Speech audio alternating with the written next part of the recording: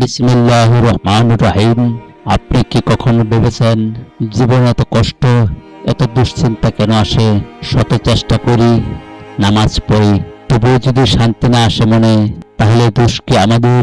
সমাধান খুঁজে না পেলে একসময় মনটা ভেঙে যায়। আজকের এই আলোচনায় জীবনের বাস্তব সমস্যার প্রকৃত সমাধান নিয়ে কথা বলবো। আমাদের জীবনের সমস্যা আসে নানা রকম ভাবে। পারিবারিক কষ্ট, মানুষের কটুকতা, অর্থের অভাব। সবচেয়ে কষ্ট তখনই বেশি আসে যখন কাছের মানুষের অবহেলা কিংবা বিশ্বাসঘাতকতা। তখন আমাদের মনে প্রশ্ন জাগে, আল্লাহ কেন আমাকে এত পরীক্ষা নিচ্ছেন? বন্ধুরা, আপনি কি জানেন জ্ঞানী মানুষরা কেন কখনো দুশ্চিন্তায় ডুবে থাকে না? কারণ তারা জীবনের তিনটি তত্ত্ব জানে।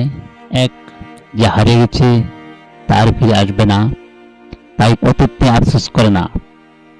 দুই, যে এখনো আসেনি তার উপর আমাদের কোনো নিয়ন্ত্রণ নেই, তাই তারা ভবিষ্যৎ নিয়ে আতঙ্কিত হয় না।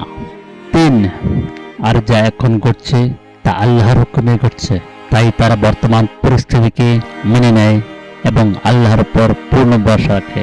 দুশ্চিন্তা করে সময় নষ্ট না করে তারা নিজেদের দায়িত্ব সঠিকভাবে পালন করে আর ফলাফল আল্লাহর হাতে ছেড়ে দেয়।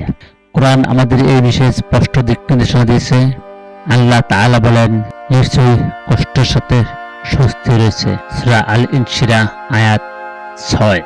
এই আয়াত আমাদের এটা শিক্ষা দেয়, কষ্ট কখনো স্থায়ী নয়। প্রতিটি সমস্যার ভেতরেই আল্লাহ কোনো না কোনো কল্যাণ লুকিয়ে রেখেছেন। আর এক জায়গায় আল্লাহ তাআলা বলেন, আল্লাহ কাউকে তার সাধ্যের বাইরে কষ্ট দেন না।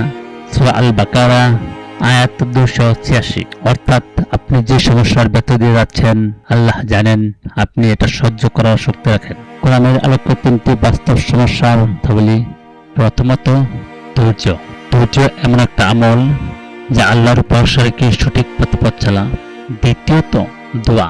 আপনি যত বড় অপরাধ করেন না কেন, দোয়ার দরজা সবসময় আল্লাহ তাআলার কাছে, আপনার দরজা সবসময় খোলা থাকবে। তৃতীয়ত, আল্লাহর উপর ভরসা করা। মানুষকে আপদে বিপদে ফেলে রেখে যায়, কিন্তু আল্লাহ তার বান্দাকে কখনো ছেড়ে যায় না। অনেক সময় আমরা সমাধান খুঁজি মানুষের কাছে, কিন্তু প্রকৃত শান্তি আসে আল্লাহর কাছ থেকে। আপনার জীবনের সমস্যা হয়তো আজ আপনাকে কাঁদাচ্ছে, কিন্তু এই সমস্যা একদিন আপনাকে আল্লাহর আরো কাছে নিয়ে যাবে ইনশাআল্লাহ। যদি এই আলোচনা আপনার মনে সামান্য হলেও শান্তি এনে দেয়, তাহলে ভিডিওটি শেয়ার করুন। আর এমন আরো ইসলামিক শিক্ষা ও জীবন ঘনিষ্ঠ আলোচনা পেতে আমাদের জীবনের আলোচনা চ্যানেলটি সাবস্ক্রাইব করুন। আল্লাহ আমাদের সবাইকে ধৈর্য দান করুন। আসসালামু আলাইকুম ওয়া রাহমাতুল্লাহ।